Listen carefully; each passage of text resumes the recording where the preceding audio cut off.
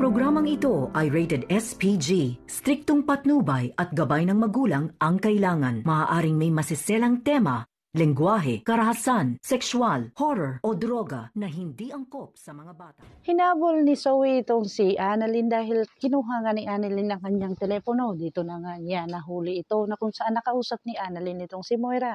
Dito na akala natin ng lahat na malalaman na ni Annalyn ang buong katotohanan, pero hindi pa pala dahil sa talagang pumanig na naman ang mundo dito kay Moira na kung saan talagang kinakampihan talaga ito ng tadhana. Dito na nga hindi narinig ni Annalyn ang katotohanan na may plano sila dito kay Don Pepe. Pero nga wala silang magawa dahil ito nga natameme si Annalyn dahil sa mga sinasabi ni Zoe na talagang may plano sila ng kanyang ina dahil marami silang plano tungkol sa kanilang pamilya, lalong-lalo na sa pagbabalikan at mabuo ang kanilang pamilya.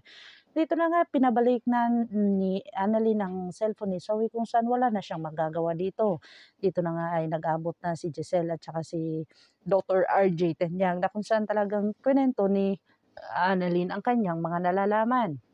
Dito na nga ay hindi naniwala itong si Dr. RJ sa mga sinasabi ni Annalyn at saka ni Giselle na kung saan apo pa rin siya ni Don Pepe at talagang anak pa rin niya itong si Zoe.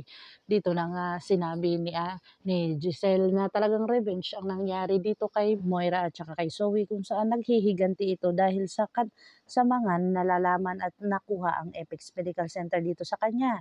Dito na ay talagang porsigido itong si Zoe na kausapin ang kanyang ina dahil sa may plano daw ito kay Dr. Don Pepe. Dito na nga talagang naawa si Zoe kay Don Pepe kung saan talagang bugbog sarado ito at talagang inaway niya ang kanyang ina kung saan bakit ginawa niya ito sa kanyang lolo. Sinabi dito ni Moira na hindi mo siya lolo na kung saan talagang wala na siyang magagawa at sunod-sunuran na lang dito kay Moira. Makakaligtas kaya dito si Lynette sa dalawang taong nanloob sa kanila na kung saan kinuha ang lahat ng kanilang mga kayamanan? Pakakaabangan natin ang mga susunod pa na episode na ito. Ang abot kamay na pangarap. If you like my story, please like, share, and subscribe para ma-update po kayo sa mga susunod pa. Yan lamang po at maraming salamat.